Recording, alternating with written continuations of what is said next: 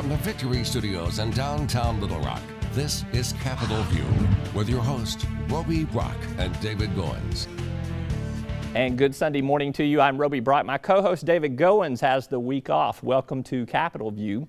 We're joined this week by Democratic U.S. Senator Mark Pryor. He's seeking re-election to his third term in 2014. Welcome to the program. Good to have you with us. Thanks for having me. It's great to be on. I got to tell you, you're getting an early start on this campaign. That's 18 months away still from Election Day and the general election. For the pay, for the grief, for the frustration and the gridlock, I got to ask, I mean, you could be making a lot more money in the private sector. Is it worth it to you to be running for re-election? You know, it is, because we need good people in Washington trying to make good decisions. And honestly, the whole political game, if you can call it that, has gotten much rougher and longer and more intense. And there's these super PACs, it's out-of-state money. Unfortunately, it's just part of it today. It's not like it used to be, and it takes a lot of the fun out of it, but it's still important that we have the right people there making good decisions to try to do good things, not just for the state, but also for the nation. But one thing I remind people is we only have,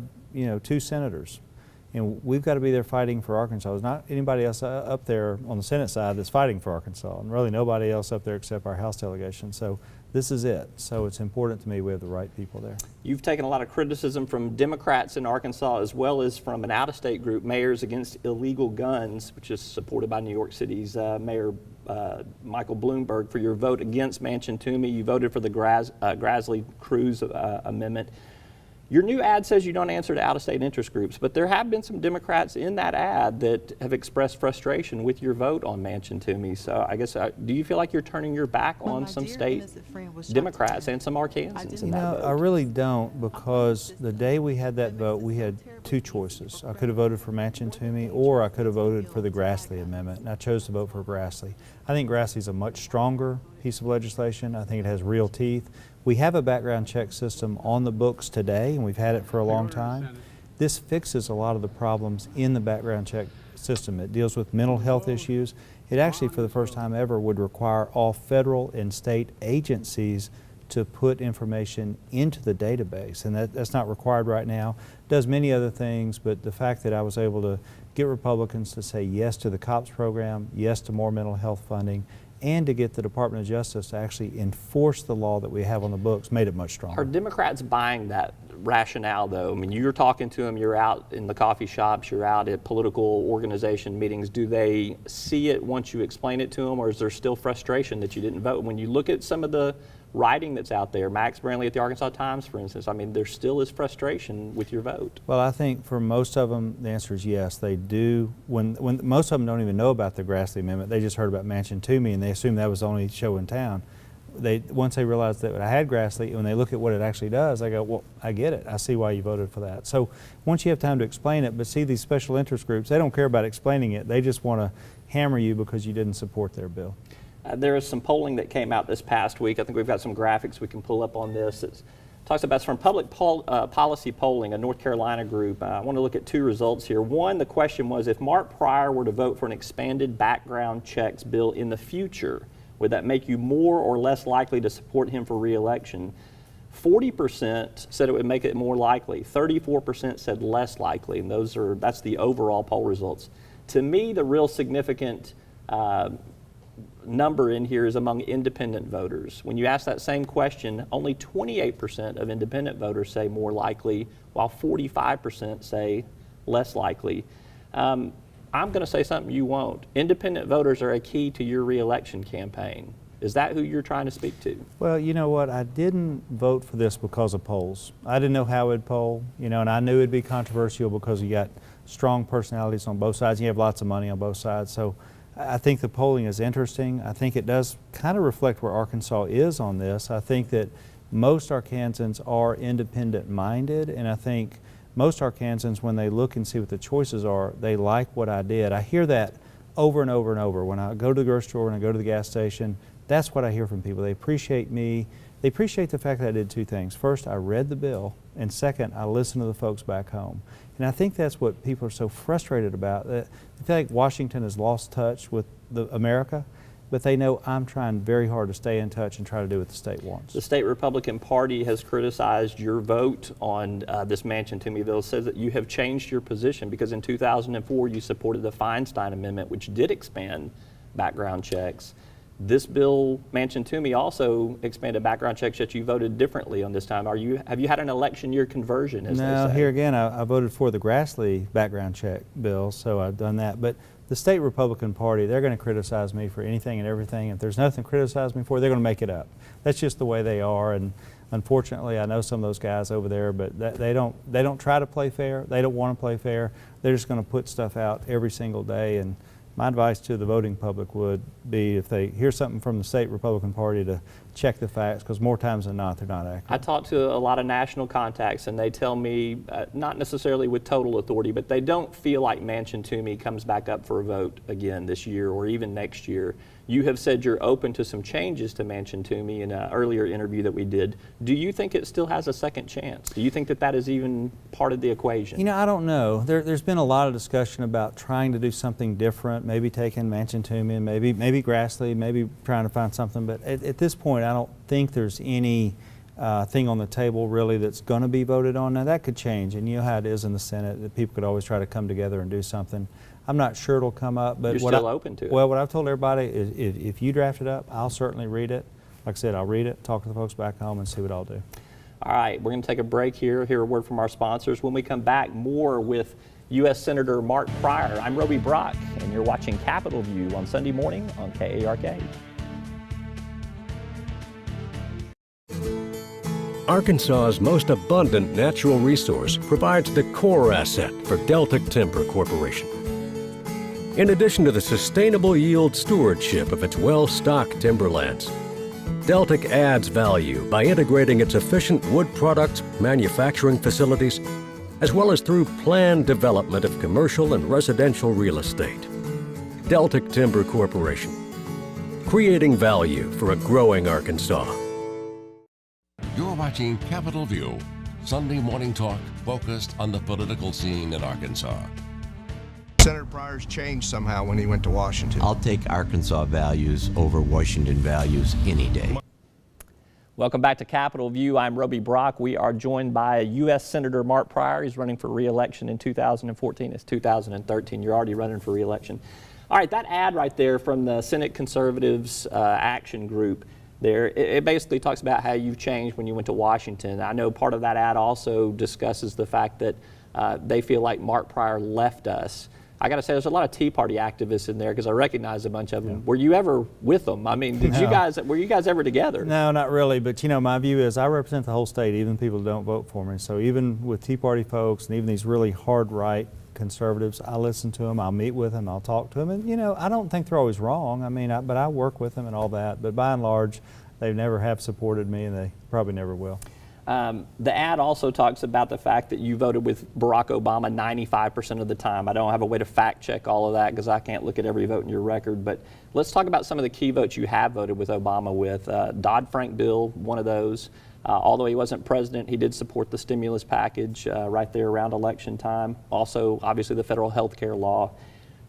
Do you think that things that are happening in the economy now vindicate your votes on particularly Dodd-Frank and the stimulus? You know, I do. I think that if you look at Dodd-Frank, you can open up the Arkansas Business newspaper every week, and you see stories about how well the banking industry is doing in Arkansas, and that's great. We're proud of it. We're glad that they're doing well. I hope they do a lot better as we go, because having healthy community banks, healthy banks around the state is a sign that the economy's healthy and things are growing and going the right direction. Bankers were very upset with that vote on Dodd-Frank. Have they forgiven you? Do you hear from them, or are they still frustrated by that vote? Some are still frustrated with me, no doubt about it. They feel like that some of the reforms were aimed at them where they didn't need reform, and I actually agree with some of that, because you know, this was a big bill. I actually tried to take some things out. I lost, but in the end, I still voted for the bill, because I think that when you have a financial near collapse like we did, I mean, literally the whole thing, sure. We were teetering on the edge of a global depression.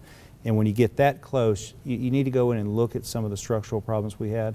I'm not saying we fixed everything, and I'm not saying everything we do is right, but what you see, for example, in Arkansas, The Arkansas banking industry is very healthy, and we should all be glad about that. Still have problems with too big to fail, though. Would you agree with that? I do agree with that, and I'm supporting an effort to try to look at that and revisit that and fix that. That would actually help in a lot of ways. It actually help our community bankers. The verdict's still out on Obamacare. We have seen a lot of premium increases, at least being discussed, if not already landing on some folks' desks. There's reservations in the medical community. There's obviously reservations in the business community about what's coming with the federal health care law. We see some trepidation in a variety of different circles there.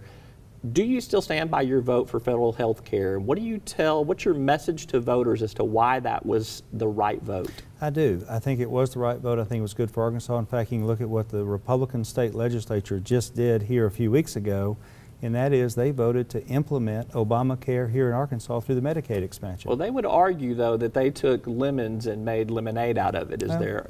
What they did is they put the law into effect here in Arkansas. They did it in a different way with the governor's leadership and a lot of the medical community's leadership. Appreciate that.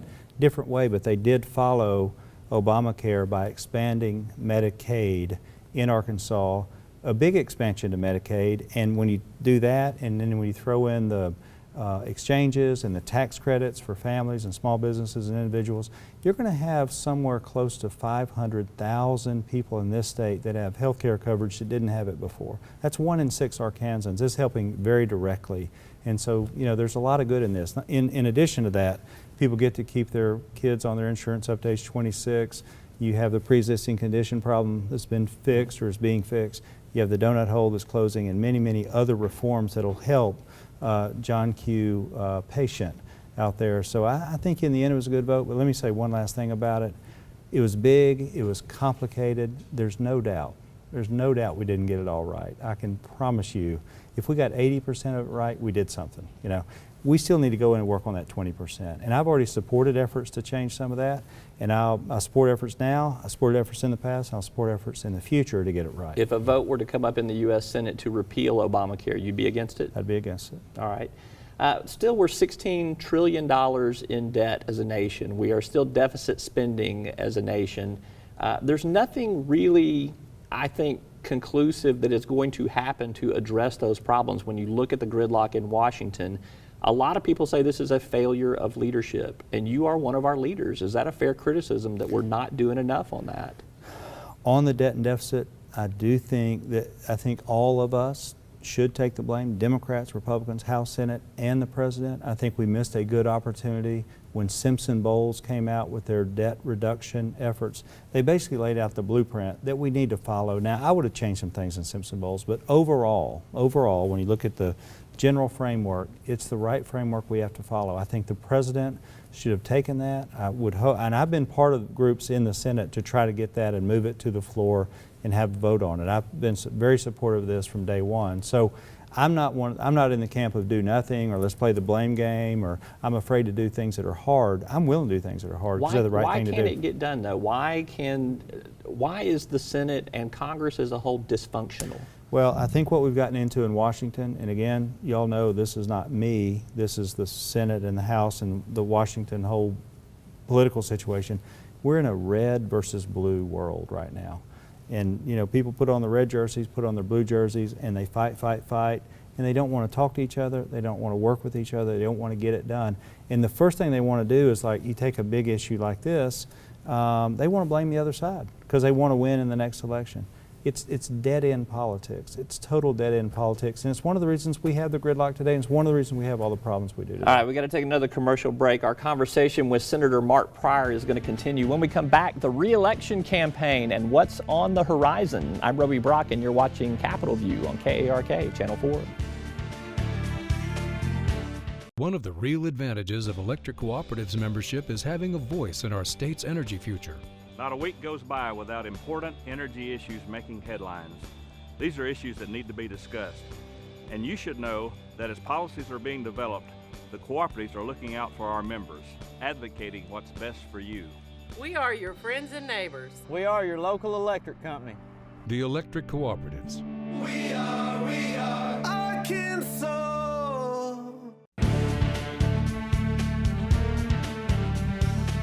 The mayor of New York City is running ads against me because I oppose President Obama's gun control legislation. Nothing in the Obama plan would have prevented tragedies like Newtown, Aurora, Tucson, or even Jonesboro. I'm committed to finding real solutions to gun violence while protecting our Second Amendment rights. I'm Mark Pryor, and I approve this message because no one from New York or Washington tells me what to do. I listen to Arkansas. Welcome back to Capitol View. I'm Roby Brock. Our guest this Sunday morning is Democratic U.S. Senator Mark Pryor. Let's talk about this re-election campaign that you got coming up here. You have no opponent. It's 18 months out. You are already running as if you have an opponent. What are you budgeting for this campaign? Oh, I don't even want to think about it, but I think we're going to have to raise more than $10 million to run this race. Unfortunately, I tell you, we live in this Citizens United world right now after the U.S. Supreme Court made their decision. There's two things that came through in Citizens United, two things you never want to see in politics. It's secret money and it's unlimited money, and that's what we have.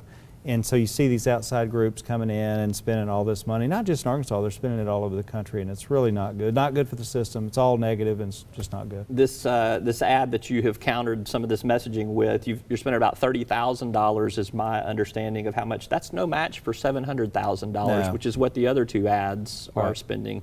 How do you counter that message? Well, you know, of course, part of their strategy is to just spend and make us run out of money, and so we're not going to do that. We're going to be smart about it. And I'll tell you, I think people in this state are smart. They get it. They understand. And the fact that, you know, you have the mayor of New York City trying to tell us what to do on guns is almost laughable with a lot of people. And actually, people are offended by it. But with a former state Democratic official in there. Yeah. You mean someone who used to work for the state party? Correct. On the Angela Barnes. Yeah, sure. Right there. And I have a lot of respect for her. But the problem is that the ad that he's running would have done nothing to prevent Bill Gwatney's death. It had nothing to do with that. The person who came in and killed Chairman, former Senator Gwatney, did not buy it at a gun show. There's no connection to the Bloomberg bill at all. Obviously, lots of speculation that Tom Cotton may be your Republican challenger. Do you think Tom Cotton's going to be your opponent? I don't know. You know, he says, I read the paper like you do, he says he hasn't made up his mind and he won't make a decision until maybe the summer or even early fall. So I don't know, we'll see. You know, I'm on every endangered species list in Washington, and that's fine because, you know, when I ran in 02, they said I couldn't win, I won. They ran in 08, said I couldn't win, I won. Well, you were unopposed in 08. Well, but early on we didn't know that. I mean, it was kind of like right now it looked you know, like a really hard race. Do you expect a primary challenger? This week in Politico, State Senator Joyce Elliott, African-American state senator, former Senate Majority Leader, said there are many African-Americans who are quite bothered by some of the votes that Senator Pryor has taken. I've had a lot of conversations with African-Americans who just don't even want to talk about it, who say, maybe I just won't vote. Do you sense that you have some problems with your Democratic base, particularly with African-American voters? You know, I'm very sensitive to that. I don't think I do. I continue to meet with people, talk with people all the time of all races, all ages, all sections of the state. I constantly meet with people, talk to them. And actually, I feel pretty good about where I am, really around the state with every voting segment. Why would she say that? Well, I think there has been some frustration around that gun vote in particular. And I understand that, I really do. But once I have a chance to explain that we had another vote, see, most people don't even know that. Once I'm able to explain that we had another vote on Grassley, and when you go through there, they're like, well, I would have voted for that too. Once they know the facts, they feel a little bit differently about it. Immigration's the next big D.C. debate here.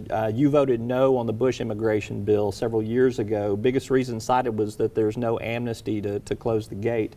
Do you think there should be a path for citizenship for illegal aliens in this country? Here's the deal. That bill just came out of the Senate committee last week, and it's going to be on the floor in about a week. So in about 10 days or so, we're going to start this debate in earnest on the Senate floor. On that bill, you have 8 senators, 4 Democrats, 4 Republicans, who've come together to try to do comprehensive reform. I think the answer to your question is, I want to look at everything they've done. It came out of the committee with 100 amendments on it. So we're trying to sort that out right now to get the right bill so we understand what's there. But the truth is, I would like to support immigration reform.